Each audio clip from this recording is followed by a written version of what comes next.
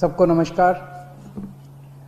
पिछले महीने जब दिल्ली में बहुत तेज़ी से कोरोना के केसेस बढ़ने लगे और हम सब देख रहे हैं कि ये वाली कोरोना की वेव कितनी ख़तरनाक है, बहुत ज़्यादा संख्या में इसमें लोग सीरियस हो रहे हैं, अस्पतालों की ज़रूरत पड़ रही है, आईसीयू की ज़रूरत पड़ रही है, काफ़ी ज़्यादा लोगों की मौत भी हो रही है।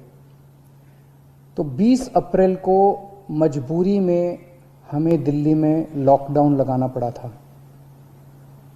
केसेस लगातार बढ़ते जा रहे थे।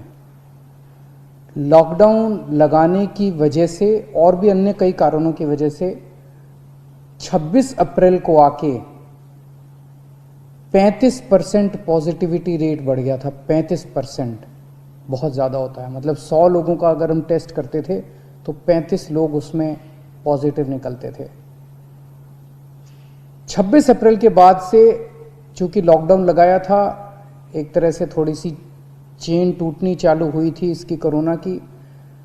26 अप्रैल के बाद से धीरे धीरे केसेस कम होने चालू हुए और अब पिछले 1-2 दिन के अंदर 23%, 35% से 23% पॉजिटिविटी रेशियो आ गया है। तो केसेस कम होने चालू हुए हैं दिल्ली के अंदर। इसमें आप सब लोगों का बहुत ज़्यादा सहयोग रहा। दिल्ली के लोगों ने जम के सहयोग किया। आप लोगों ने लॉकडाउन का पूरी तरह से पालन किया और ये हम सब लोगों की, अपने परिवार की ज़िंदगी और उनके स्वास्थ्य की बात है। हम किसी पे, कोई भी किसी पे एहसान नहीं करा, हम सब के अपने लोगों के स्वास्थ्य की और ज़िंदगी की बात है। इस लॉकडाउन के पीरियड को हमने संसाधन, हेल्थ इंफ्रास्ट्रक्चर को और मजबूत करने के लिए इस्तेमाल किया। कई जगह नए ऑक्सीजन बेड्स तैयार किए गए। सबसे बड़ी दिक्कत दिल्ली में ऑक्सीजन की आई है। नॉर्मल टाइम में जितनी ऑक्सीजन चाहिए होती है अस्पतालों में, उससे कई गुना ऑक्सीजन की जरूरत पड़ने लगी, क्योंकि अब जितने भी मरीज आते थे कोरोना में उन सबको ऑक्सीजन की जरूरत थी। तो कई गुना ऑक्सीजन की जरूरत अचानक पड़ने लगी। पिछले कुछ दिनों में केंद्र सरकार के साथ मिलके और हाई कोर्ट और सुप्रीम कोर्ट के आदेशों से, केंद्र सरकार के सहयोग से अब ऑक्सीजन की स्थिति दिल्ली के अंदर काफ़ी सुधरी है पिछले कुछ दिनों में। अब इस तरह की बातें सुनने को नहीं मिलती कि इस अस्पताल में 2 घंटे की ऑक्सीजन रह गई, उस अस्पताल में आधे घंटे की ऑक्सीजन रह गई, यहाँ पे किसी की ऑक्सीजन से मौत हो सकती है। अब इस तरह की बातें सुनने को नहीं मिल रही है। तो इस लॉकडाउन के पीरियड को हमने अपने सिस्टम को भी सुधारने में काफ़ी प्रयास किए। पिछले कुछ दिनों से वैक्सीन को भी बड़ी तेजी के साथ वैक्सीनेशन का कार्यक्रम शुरू किया गया है।